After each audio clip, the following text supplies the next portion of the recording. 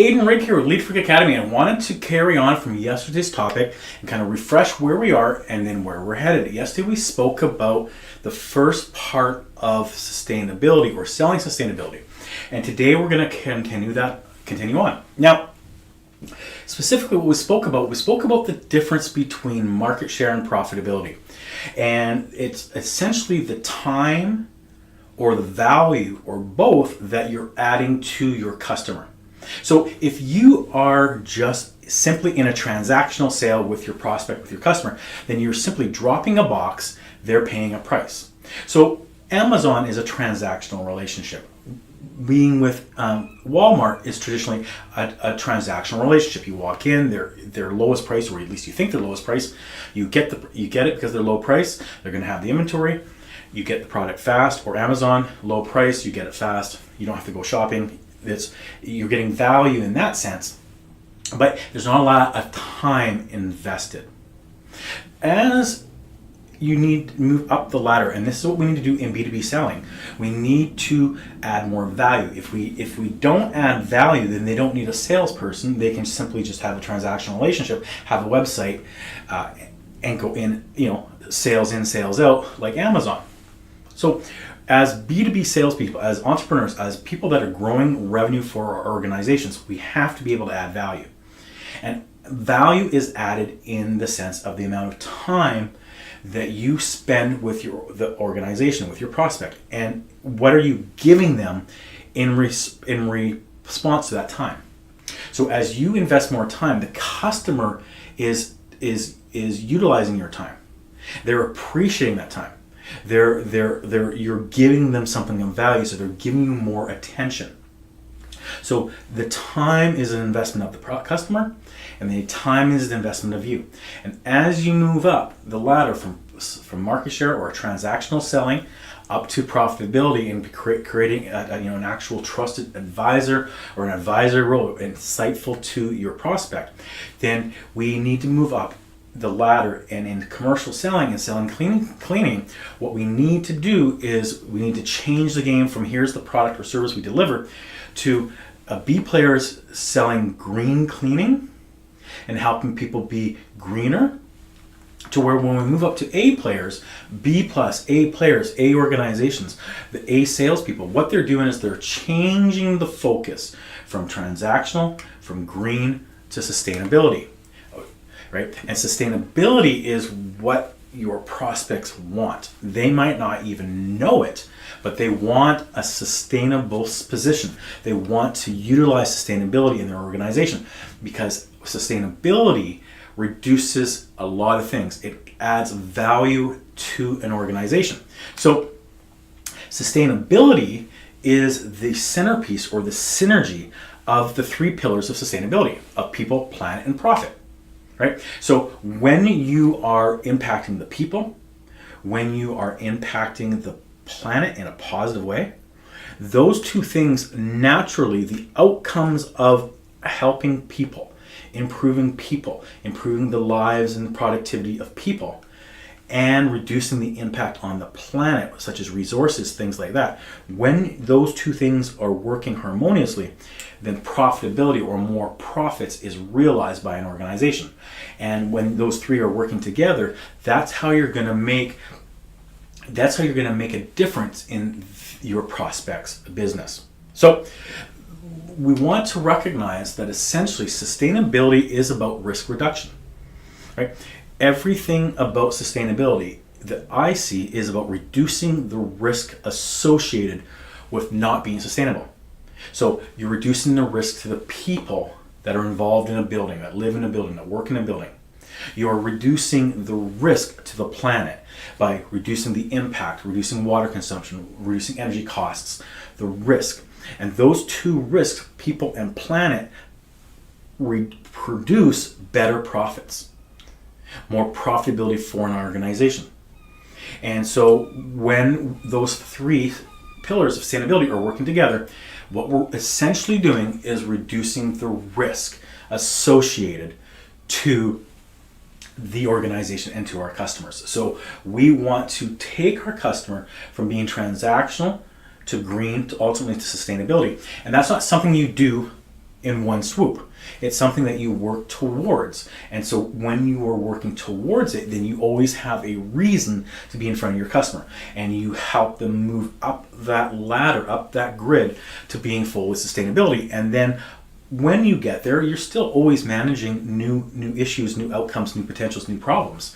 So it's not like you ever fully get there. You are working with them. But it's your insights, your values, your value that you give them, that the organization takes or receives. And in placement of that, they buy your products or services. So they don't buy your products or services because your products or services are better than everybody else's. They buy your products or services because the value you add helps them with their organization. Okay? So we need to recognize that to think that we can clean better than somebody else is subjective, right? And your customer's not going to believe that. They might believe it after you've done it for a while, what have you, but they're not essentially going to believe that. What you need to do is change the game. You need to show them another opportunity. They think of you as cleaning. They think of you as just, make it look good, make it smell good, and make my tenants happy. And you are going to show them the things that you can do that you can help them add value and profitability and reduce expenses to their organization. So that's what we're really talking about. And so to carry on from yesterday's topic, reducing waste. Now, what can we do in the commercial cleaning industry? How can we reduce waste? Well, there's a number of ways we can do that, but some of the ways we're going to just talk about a few today. Now, let's talk about that. So how do we reduce waste in the commercial cleaning industry that is going to be impactful or potentially impactful to not only our customers, but also to the environment? It's just a good practice. This is a best practice. It's something we should do as citizens of the world. So one of the ones we want to do is we want to reduce, consumption. So how can we reduce consumption? There's a lot of ways we can reduce consumption. If we circle back to packaging that we talked about the other day, so reducing consumption, meaning, if you invest in products that, automatic dissolve into your mop bucket, as an example. You just have a powdered product, it's about agreeable, you drop it into the bucket, it 100% dissolves, and you just have that concentrate in your mop bucket. You have eliminated consumption, right? You have reduced consumption, I should say. Instead of using the 20-liter pail, you have used something very, very small. So your consumption, instead of throwing away a 20-liter pail, that package, which would have a couple hundred of the packs in there, you're going to throw away a container of this size, or recycle a container this size, then recycling 20-liter containers on almost a daily basis. So those are just little ways that you can reduce your consumption, which reduces the waste, the amount of times you're going to throw it away. You might notice that picking up waste and waste disposal is a huge cost. How many fast food restaurants do you go through now that really don't have a lot of garbage bins, or because they're trying to make you not have something to throw out? Right? In the past, years ago, they used to always have that. So it's just a cost to a business. So when you reduce waste, you reduce the cost and you increase profits. You reduce the impact on the environment. So these are things that you can do. These are things you should do. Now, repurposing tools. So what do we mean by that? Well, do you really need a new auto scrubber? Or can you buy some parts and rebuild it? This is just a way to repurpose tools. It's a way to reduce your consumption, reduce your waste. Moving to microfiber cleaning cloths, as an example, which last hundreds and hundreds and hundreds of washes, clean better, and you don't have to keep using these lousy rags which you throw away, things like that. So look at the tools you're using and what can you do to reduce the amount of times you throw it out and replace it. So these are things just to think about on what you can do to improve or reduce waste consumption. Now, recycling, this is a huge one. So think about what you can do and how you can help contribute to a recycling program.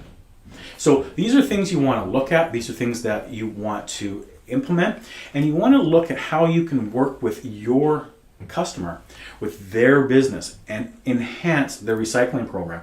And then making sure that you have those best practices and your staff are trained to work in conjunction with your customer to reduce waste and have a comprehensive recycling program. And finally, composting. Now, there's not a lot you can do in the cleaning industry with composting, but you can be aware of it. And if you are cleaning areas where there is food consumption, where there are these types of services that you provide or that you are around, then you can start, cleaning plates as an example, and making sure that you're putting it in composting instead of just throwing it all into the garbage. These are just little things that you can do to differentiate yourself, to work in alignment with your customer. Now, some customers aren't going to be overly concerned with recycling and composting, and that's unfortunate, but that's just the reality. Whereas you start getting into some large organizations and government facilities and schools and things like that, then this is obviously going to be something that's very important to them and to the community. So recognize who your customer is. How do you fit into their business? How can you help bring these added services? How can you help bring these added tasks and these outcomes and bring it to them so that they can realize the advantage and then work with you so that you are differentiating yourself and not just cleaning for appearance, but you're actually cleaning for health, and you're cleaning and impacting sustainability and reducing the impact on people, planet, and profit. Now, if you found this of value, please like the video, but in the description is a link to our free course.